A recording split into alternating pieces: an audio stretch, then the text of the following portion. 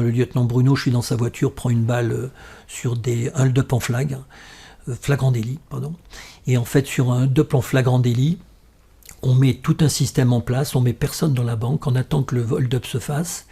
Donc la Renault 30 TX s'en va avec 3 individus. Et à un moment donné, on savait quel cheminement ils allaient prendre. Et à un moment donné, ils voient un capot de voiture gendarmerie. Et là, il accélère. Mais on avait monté donc une embuscade. Et on se retrouve dans Renault 11 Turbo, lieutenant Bruno, Christian, Rémi et moi. Et en fait, on les poursuit. Ils mettent une herse. Ils crèvent les pneus de la voiture de la Renault 30 TX. Nous, on n'a pas le temps.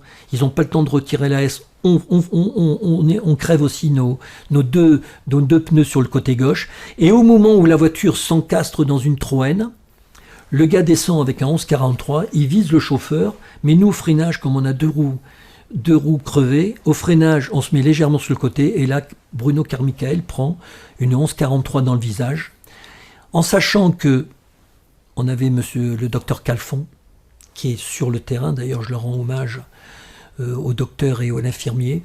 En fait, une 1143 fait du 300 mètres secondes. La chance qu'a eu Bruno, c'est que le pare-brise était feuilleté.